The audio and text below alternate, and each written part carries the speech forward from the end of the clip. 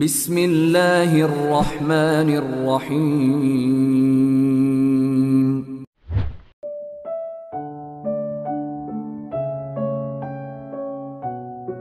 Giliran orang lain ke kita, alam nashrah laka sadrak wa wada'na anka wizrak. Kalau kita lapang dada, ringan beban kita teh. Kenapa kadang-kadang punggung kita nih di sini tuh pundak kita rasanya kayak keras gitu kan ya? Kebanyakan pikiran. Pas kita dipijat, kenapa nih keras banget? Stres. Kenapa kok bisa stres? Dadanya sempit. Orang yang dadanya sempit, satu kesalahan orang aja udah bikin dia nyesek. Tapi kalau dadanya lapang, kesalahan-kesalahan orang itu gak bikin dia nyesek karena masih lapang. Kayak sebuah ruangan sempit, ditaruh satu barang udah sesek. Tapi kalau ruangannya luas, ditaruh banyak barang juga masih lapang, gor gitu. Naruh lemari beberapa masih lapang. Tapi kalau kamar mandi, taruh lemari satu udah gak bisa ngapa-ngapain kan ya.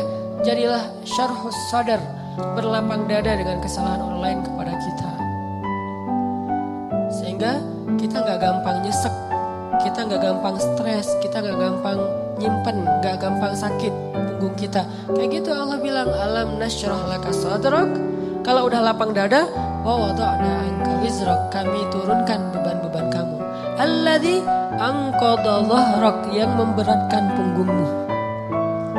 Caranya gimana? Fa inna ma'al usri yusra, inna ma'al usri yusra, fa idza faraghta fansab wa ila rabbika farghab. Itu kan ajaran supaya syarhus sadar.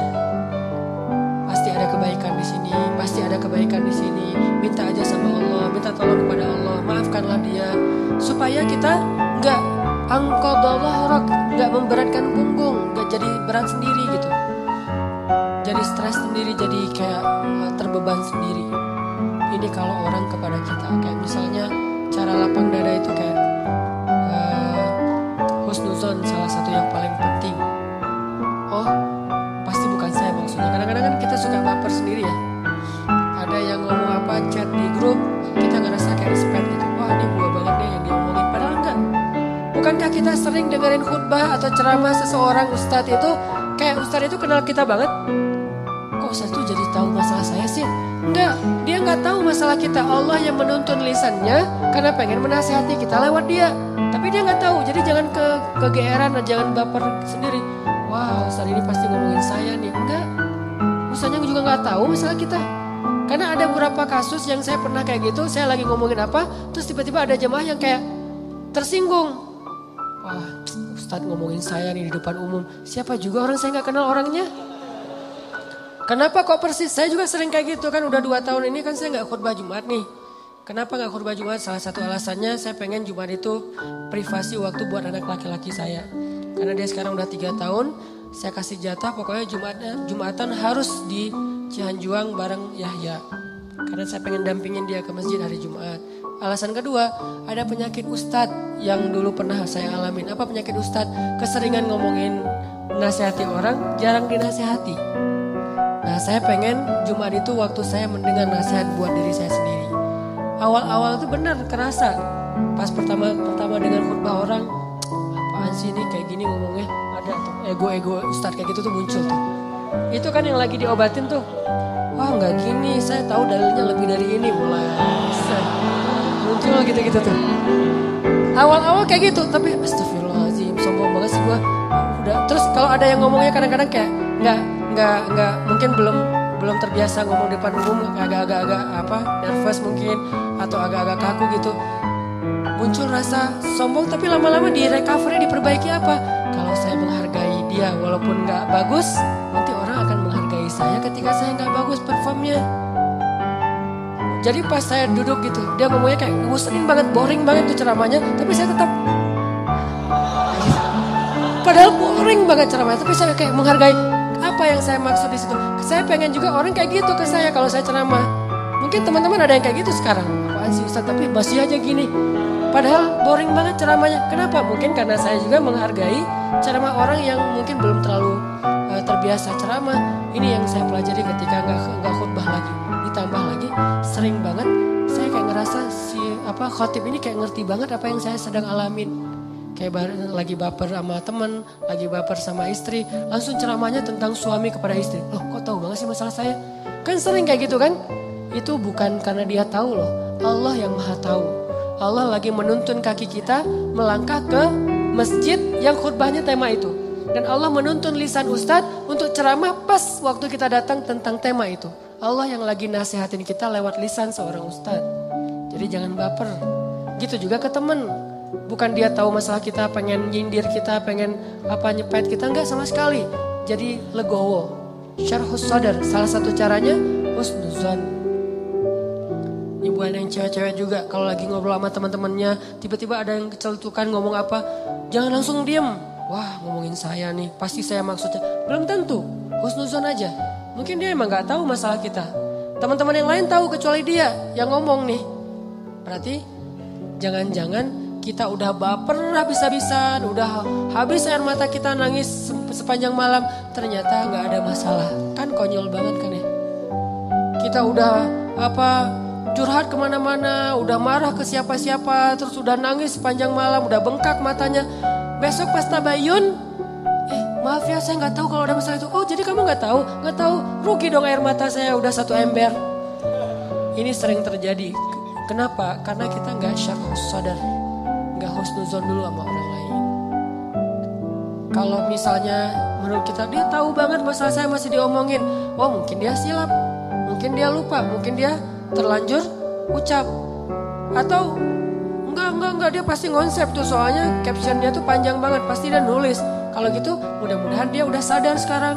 Belum sempat aja minta maaf ke kita, yang jelas dia udah sadar, udah minta ampun ke Allah. Husnuzon, husnuzon, husnuzon. Bukankah Allah mengatakan ijtanibu katsiran minaz zon? Satu-satunya yang layak kita suuzon itu cuma setan, bukan orang. Minimal kita bilang bukan dia gak maksud kayak gitu. Setan yang menuntun lisan dia, setan yang bikin dia mengatakan itu. Dan dia udah sadar sekarang. Setan aja yang disalah-salahin, gak apa-apa. Apa salah saya kata setan? Ya emang salah. Apa salah saya? Ya kamu jadi setan gitu.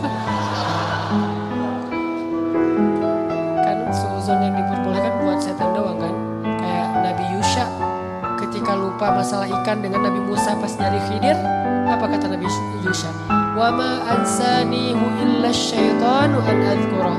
Maaf ya Nabi Musa, tidak ada yang buat saya lupa kecuali syaitan. Jadi yang dikambing hitamkan oleh Nabi Yusha adalah setan. Lagian kalau kita ada masalah, pasti kita ngomongnya apa? Auzubillahi minasyaitonirrajim. Setan bilang, enggak, saya enggak godain kamu aja sendiri kegeeran. Kan bisa aja gitu kan ya, tapi tetap itu udah fitrah. Nah, dia setan. Tapi kalau jin enggak. Kita nggak boleh suuzon sama jin. Ada penampakan apa nih kayaknya mau ganggu saya sholat tahajud nih. Enggak, dia cuma lewat doang gitu.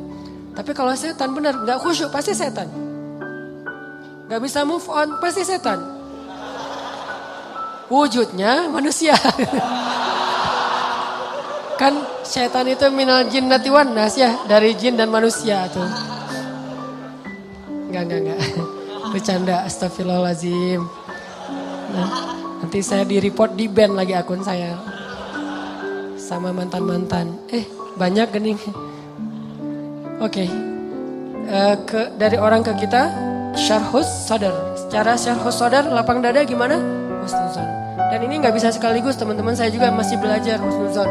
Oh mungkin. Iltamis li akhika alfa uzrin. Cari 1000 alasan buat saudara kamu. Kalau gak bisa gitu minimal cuek. Arti cuek gak usah dipikirin, gak usah dibahas. Kadang-kadang ngebahas satu masalah sebetulnya cara lain buat setan untuk bikin kita gak pernah bisa selesai dengan masalah itu. Terus saja dibikin berlarut-larut. Kayak ada teman kita habis ada masalah sama temannya yang lain, gak usah dibahas sama kita. Kemarin gimana masalahnya, udah beres? Jangan ditanya, udah aja lupain. Begitu kita tanya dia akan bilang lagi, ya tuh enggak apa, kemarin dia masih ngomongin saya. Oh gitu, terus kita pancing-pancing lagi tuh. Harapannya apa? Niat kita pengen empati, padahal itu bukan empati. Pengennya kita berpihak sama dia, itu enggak berpihak. Tahu enggak apa arti namimah atau mengadu domba? Kata Nabi, la yadkhulul jannah an-nammam. Enggak akan masuk surga orang yang suka mengadu domba. Enggak akan masuk surga. domba itu ada dua teman-teman. Ada adu domba orang yang memang jahat, ada adu dombanya orang soleh. Orang soleh juga bisa mengadu domba. Gimana caranya? Kalau orang yang gak soleh mengadu domba, dia sengaja membuat fitnah di antara dua orang sehingga mereka jadi baperan, jadi putus silaturahim. Ini gak soleh. Insya Allah kita gak akan kayak gitu. Saya yakin gak ada niat kita ngadu domba orang. Tapi kita mungkin banget terjebak di adu domba yang kedua. Adu dombanya orang soleh nih. Gimana ngadu dombanya? Nih saya kasih contoh. Si A ngomongin si B di depan kita. Tapi gak sampai kan ke si B. Kita yang dengar, si B gak dengar. Misalnya kayak dia lagi ngejapri kita. Yo dia gini. Kita kan yang tahu. Terus kita capture. Kita forward ke si B. Ini aku bukan mau manas-manasin ya. Tapi ini cara jawabnya gimana nih. Dia ngomong kayak gini tentang kamu. Kita capture, sakit hatilah si B. Oh ternyata dia ngomongin saya di belakang. Itu perumpamaannya kata para ulama. Si A manah si B. Tapi gak kena, anak panahnya jatuh di lantai. Kita ambil, kita tusuk ke dadanya. Sambil kita katakan ini bukan dari saya, dari dia loh ya. Kayak gitu analoginya. Itu namimahnya orang soleh. Adu dombanya orang soleh. Jadi kita gak niat memfitnah. Kita niat pengen menyampaikan kebenaran, kita lagi empati, pengen tabayun. Gak usah tabayun kepada korban, tabayunnya kepada pelaku. Apa bukti kamu ngomong kayak gitu? Gitu, nanya ke pelaku. Jangan, benar gak yang dia omongin? Jangan, salah nih. Konsep tabayun itu bukan kepada korban yang dibicarain, kepada yang gak bicarain. Jadi kayak ada teman kita yang ngomong hal-hal yang gak benar, tanyanya balik ke dia. Apa bukti kamu ngomong kayak gitu? Kalau benar, gak usah disampaikan. Kita kebalik, dia ngomongin kamu kayak gini, bener gak? Nah, ini konsep tabayun yang akhirnya bukan tabayun jadinya, namimah. Udah jatuh tuh anak panah di lantai, kita ambil, kita tusuk. Ini bukan dari saya ya, dari dia. Dia terus ketusuk, makasih ya kamu udah nyampain anak panah ini ke saya. Dia emang gak bener nih orangnya. Padahal yang nusuk bukan dia loh, orang ini nih. Kan kita kadang-kadang kayak jadi akrab gitu dengan orang yang sering ngebukain sebuah masalah ke kita kan. Walaupun bikin kita bete, kita anggap dia kayak setia banget, berpihak banget sama kita, empati banget. Enggak, ini salah. Enggak kayak gini caranya. Harusnya kita bilang, kalau kamu tahu itu enggak nyaman buat saya, jangan disampaikan. Gitu harusnya.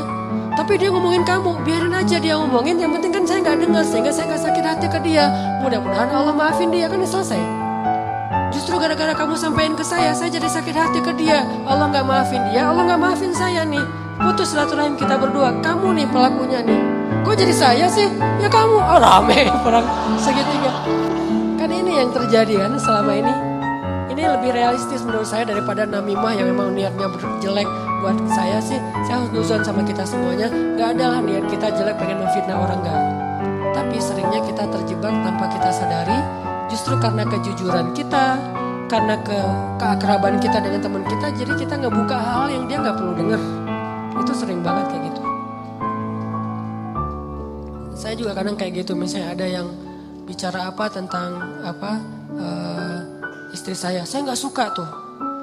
Dia bicarain istri saya gini misalnya depan temennya ngasih tahu ke saya. Terus saya kan jadi sakit hati sama orang itu ya. Saya juga ngasih tahu ke istri. Istri saya lebih sakit hati lagi sama dia. Ini salah, dia salah, saya salah. Harusnya saya diem aja. Papa udah tahu kan masalah ini, kenapa nggak kasih tahu ke mama? Karena papa berharap mama gak tahu. Tapi daripada mama tahu dari orang lain, ya berarti orang itu yang salah, bukan papa. Kenapa dia ngasih tahu ke mama? Kan gitu kan? Jangan sampai ya Pak, mama tahu dari orang lain. Jadi kalau ada yang kayak gini-gini harus papa yang ngomong ke mama. Enggak, itu salah konsepnya. Gak boleh kita menyampaikan sebuah informasi walaupun benar, apalagi belum tentu benar. Walaupun benar kepada orang yang kalau dia dengar dia akan sakit hati atau sedih. Gak boleh. Diamin aja. Kalau ada hal yang gak benar, kita yang mengklarifikasi. Enggak kayak gitu, saya kenal dia gitu. Jangan biarkan dia tahu masalah ini. Kalau terlanjur tahu, berarti ada orang yang gak tahu konsep namimah level 2. Namimah level 1, memang gak ada niat baik. Namimah level 2, justru karena niat baik. Kan saya pernah bilang, ternyata banyak hadis palsu itu mulai munculnya lewat siapa? Viralnya itu gara-gara ulama-ulama yang soleh. Jadi banyak riwayat hadis palsu itu diantara para ulama yang soleh loh. Bukan sengaja pengen memalsukan hadis. Kenapa? Karena ulama soleh ini terlalu husnuzon. Misalnya nih, ada yang yang datang ngomong ke saya, Ustadz, saya pernah mendengar hadis gini. Saya sebagai Ustadz, oh gitu? Ya, saya nggak pernah curiga kalau dia itu nggak jujur. Atau kalau dia itu dengarnya nggak utuh. Sehingga saya meriwayatkan lagi. Orang dengarnya dari saya juga nggak curiga kalau saya akan main-main dengan hadis kan. Sehingga tersebarlah hadis palsu. Bukan karena ada orang yang jahat. Ada memang sebagian hadis palsu gara-gara penjual pedagang. Biasanya hadis palsu itu pedagang, penguasa, dan ulama. Ini 3 penyebab hadis palsu. Pedagang pengen ngelarisin barang dagangan. Siapa yang memakai jubah atau sorban 7 meter di hari Jumat, maka dia akan mendapatkan dijauhkan dari api neraka 7 kali langit dan bumi. Untuk jualan sorban 7 meter. Siapa yang makan buah ini, maka dibebaskan dari sihir. Dia jualan buah itu. Ini bisa muncul hadis palsu dari penguasa. Siapa yang mengangkat seorang penguasa yang kayak gini, maka Allah melaknat dia. Gara-gara apa? Saingan politik. Ulama menyebarkan hadis palsu, kenapa? Karena gak pernah berpikir orang akan bermain-main dengan hadis Nabi. Sehingga dia percaya aja kepada orang itu. Baru nanti di masa berikutnya, ulama ketika ngelihat banyak banget hadis palsu, mereka perbaiki. Ini riwayat dari siapa, ini dari siapa. Bisa jadi periwayat hadis palsu itu adalah orang soleh, ulama besar. Kenapa bisa ngeriwayatin? Husnuzon. Gak mungkinlah dia bohong atas nama Nabi. Langsung diriwayatkan balik kepada orang lain. Orang yang mendengar, gak mungkinlah Ustadz bohong atas nama Nabi. Terus saja hadis palsunya nyebar. Itu teman-teman. Jadi namimah, mengadu domba juga bisa kayak gitu. Gara-gara kita terlalu akrab dengan teman kita. Kemarin ada yang ngomongin kayak gini, benar nggak? Siapa? Si Fulan. Tapi ini aku karena ke kamu dekat ya teman, jadi aku sampaikan nih. Terus yang teman yang dengarnya, makasih ya udah disampaikan. Kenapa makasih? Harusnya kita bilang, lain kali jangan disampaikan ya kayak gitu-gitu ke saya. Harusnya kayak gitu. Kenapa kita malah makasih? Makasih ya udah nyakitin hati saya kan gitu kan ya bahasa lainnya mah ya. Makasih ya udah bikin malam saya nggak tenang. Makasih ya udah bikin saya bete. Buat apa? Jangan disampaikan. Makanya ketika Nabi mau ketemu seorang sahabat mencegat di tengah jalan. Ya Rasulullah, Rasul udah kenal dengan orang itu? Belum. Orang itu ya Rasul, stop kata Nabi. Kamu ingin menyebutkan aib-aib dia tentang saya? Ya Rasul, biar Rasulullah tahu siapa orangnya. Jangan, saya nggak mau ketemu seseorang yang membuat saya bete duluan tentang dia. Biar saya ketemu dengan dia dan saya nggak tahu apa-apa tentang dia. Jadi Nabi bisa nyaman. Ini cara Nabi menghargai orang lain. Jadi teman-teman, kalau kita ke orang jaga perasaannya, kalau orang ke kita berlapang dada. Husnuzon, maafin, lupain, gak usah dibahas, gak usah diperpanjang. Apalagi kita kayak ada kasus misalnya, ada 2 orang yang lagi punya masalah rumah tangga. Kita kayak sebagai temennya atau fansnya atau followersnya, kita kayak pengen nunjukin sikap membela gitu. Salah satunya kita bela, akhirnya kita bikin akun khusus untuk pembela si A. Yang B juga pembela si B. Akhirnya kita rame gitu. Sebetulnya kita lagi mengadu domba 2 orang suami istri ini loh. Harusnya kita kalau nggak bisa mendamaikan, diam. Biar mereka menyelesaikan masalah mereka atau selesai dengan sendirinya karena tidak ada yang respon. Makin direspon makin rame nih. Itu kan terjadi. Jangan-jangan nauzubillah nih teman-teman, ada peran kita di dalam perceraian 2 orang yang mungkin terjadi. Atau 3 orang atau 4 orang atau sekian banyak orang cerai gara-gara kita nih. Kenapa gara-gara saya Ustaz? Gara-gara kita ngebelain dia. Makin dia mantap untuk menceraikan pasangannya. Bener juga ya kata kamu, berarti saya harus menceraikan istri saya. Enggak, saya gak nyuruh cerai ya, tapi dia emang kayak gitu orangnya. Nah ini sering kayak gitu.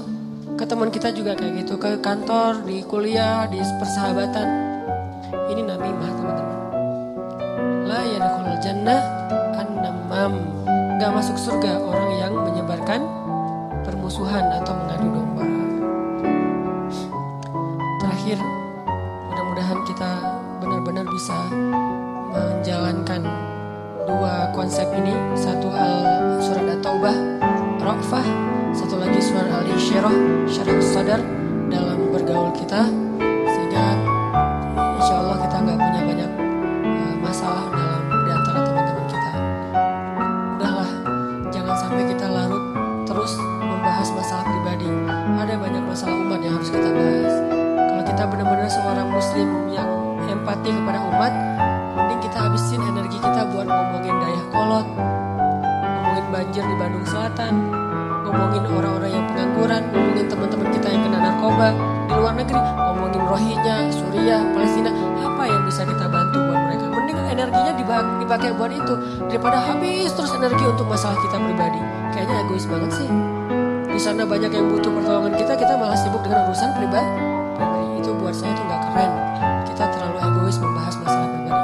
Boleh, tapi porsinya jangan kegedean. 30% aja, 70%-nya untuk umat. Saya juga punya masalah keluarga. Semua orang punya masalah keluarga, tapi saya nggak mau berlarut-larut.